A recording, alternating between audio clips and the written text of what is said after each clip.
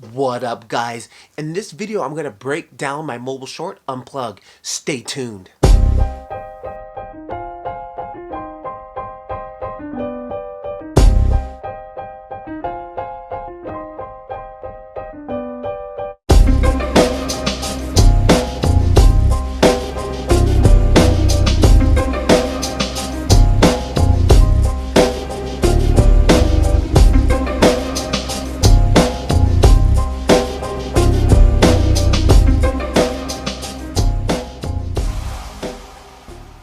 Hey guys, what up? It's me, Patrick LeVar, helping you taking your mobile cell phone photography and videography to the next level.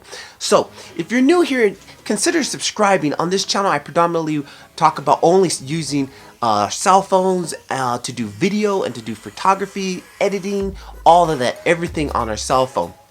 But in this video here, I want to get into more detail about how I made and how I shot some of these scenes for my Unplugged video. So let's get into the video.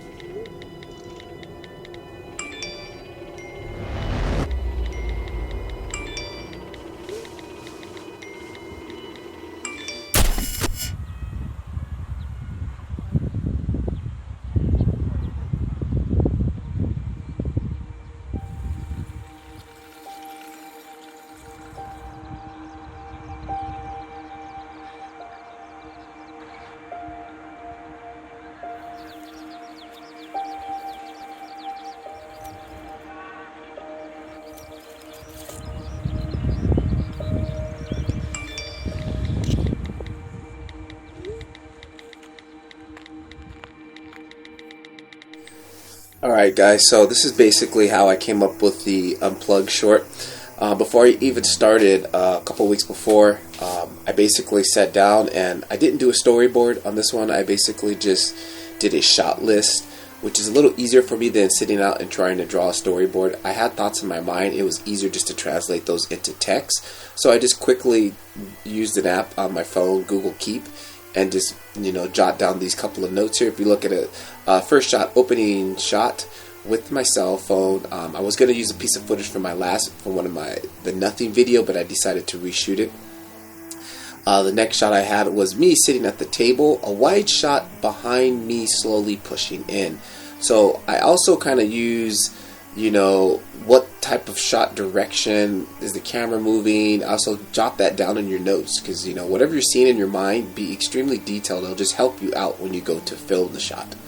Next shot was a second shot of me holding my cell phone, followed by me holding the phone while laying down, holding the phone while eating breakfast. I didn't end up not using that shot.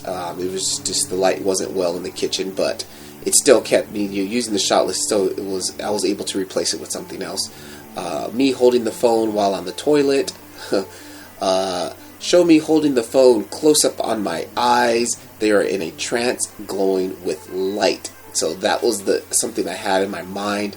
Then I went on to YouTube, searched a bunch of tutorials, tried to find something that would work for me that wasn't too complicated to make the effect happen. And I actually found a very cool tutorial. I'll drop the link in the description below on where I found out that tutorial. And then finally zoom in on my eyes, then outside in the nature, in the same trance-like position as before. So as you guys saw in the video, everything is not hardcore to my notes, but it's still just a general guideline. It's a shot list. It's just something to give you some direction when you start filming, and it helps out tremendously. Now, some people may like to do storyboards. You can do a storyboard, but either or, it's just a guide to help you when you start filming, and it makes the whole process quicker. Okay, let's go ahead and compare the two shot notes versus reality. So, this opening shot, I am using my Cine FV5 app. And what I did was I got close up to where I wanted it to be. I locked the focus, and while it's leaning on my tripod's legs, I just slowly dollied into that position. So again, you lock the focus first, and then I basically set my tripod where I wanted it to start, slowly pushed in, and as it was blurry, it got closer to my focal point. Boom, it became in focus, and then that's when I stopped. That's how I achieved this first shot. Next shot here, me sitting at the table with the wide shot behind me to a slow push in. So on this shot here, let me back up just a little bit. On this shot here, again, it was fairly easy to do. I did use my wide lens adapter on my cell phone, little clip-on. You know, you can use a wide lens clip-on, but I basically used a wide shot because it's kind of an establishing shot, establishing where I'm at.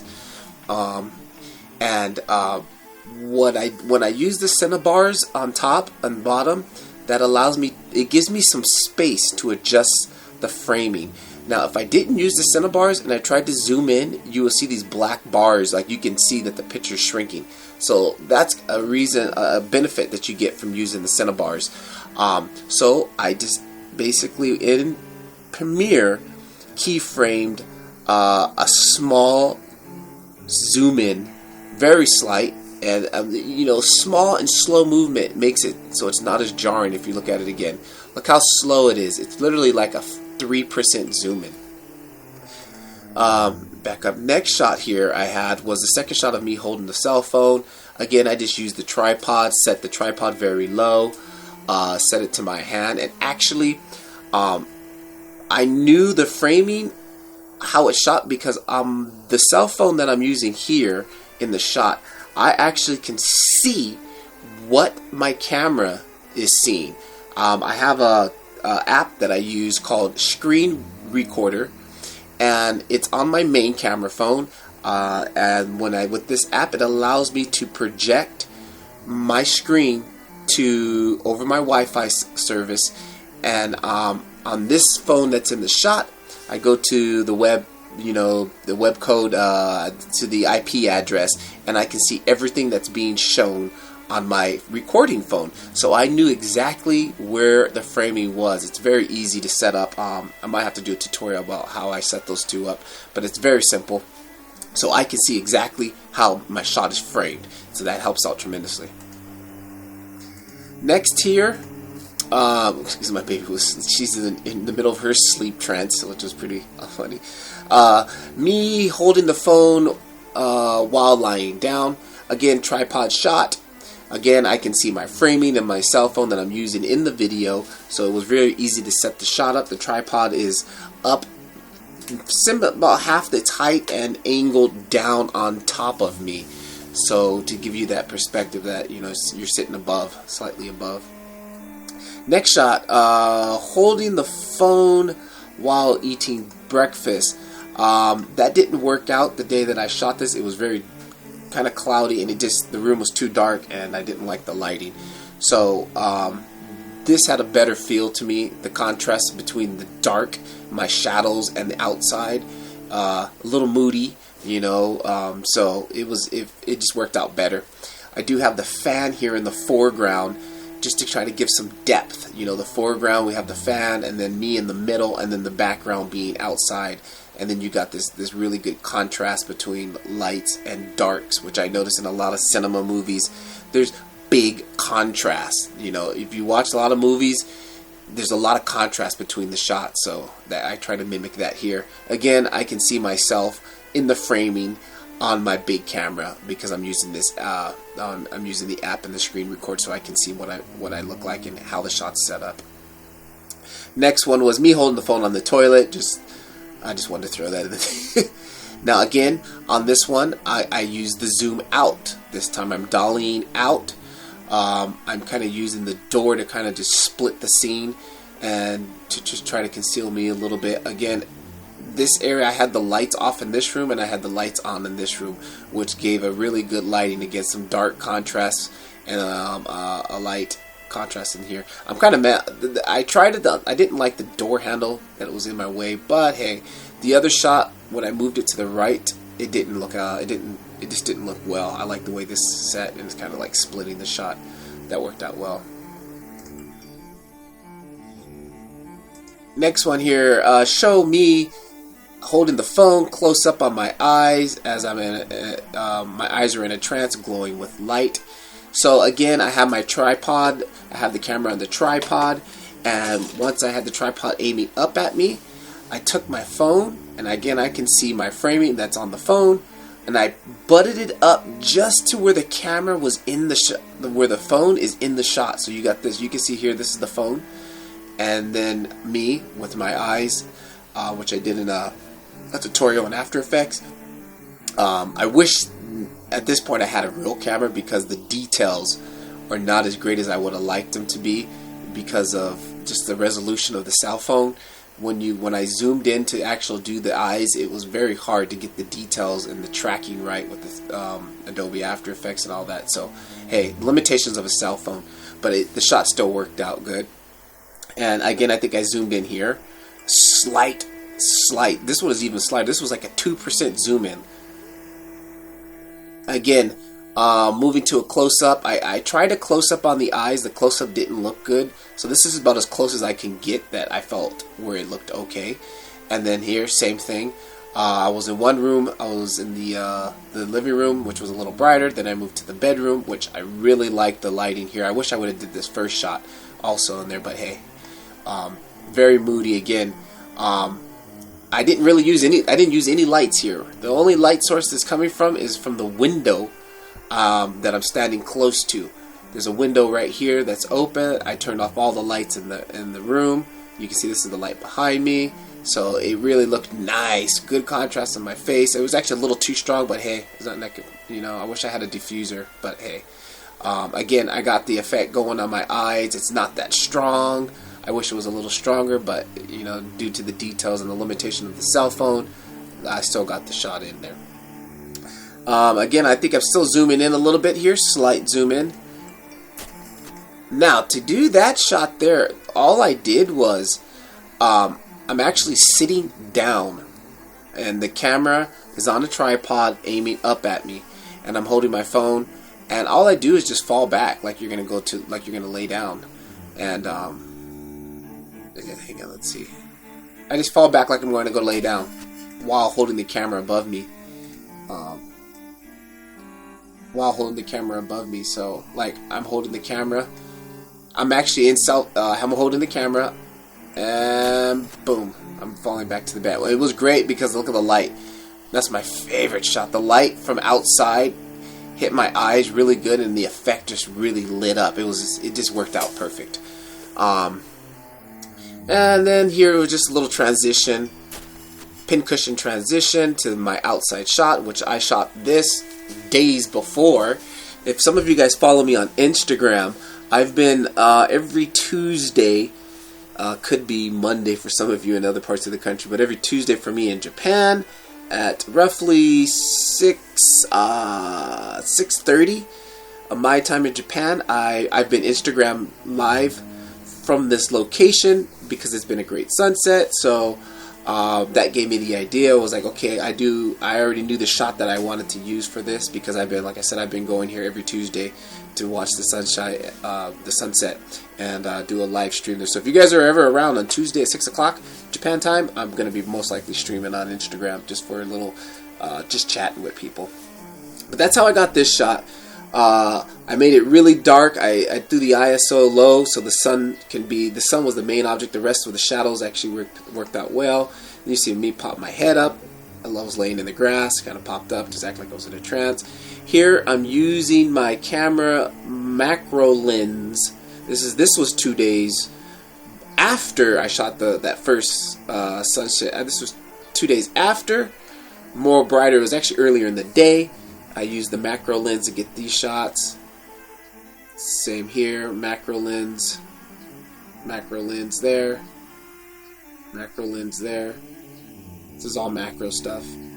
That's not macro. This was actually filmed weeks ago.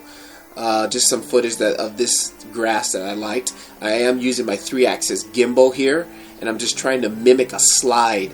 So, you know, just lock my focus to the middle, and then just kind of slide over, slow slide. slide there. Sliding over. And then that's pretty much it. Then the definition here: unplug, disconnect an electrical device by removing its plug from its socket. The socket being the human being, the electrical device being the cell phone. The idea came to me one day. I was sitting on the train in Japan here, and it was the stop after my school stop, and there was it's a big university. All these college kids come onto the train. They're all noisy, talking, and all of a sudden it gets quiet on the train. And I look over, and everybody, there was like 20 people on the train, and everybody was on their phone, and it was this complete silence, like a library. And it just kind of reminded me of like a scene from The Matrix or something. We're all plugged in, like. So that was like the idea that I got from the whole episode, Unplugged. So I hope that helps, guys. It just kind of let you guys know what was going through my mind on these shorts. Again, it comes down to story more than it does the actual technical part. The technical part helps the story, but like they always say, story is king. And believe it or not, I've been struggling with trying to come up ideas for these little 1-minute shorts. So recently I'm just trying to use a one-word definition and build off of that.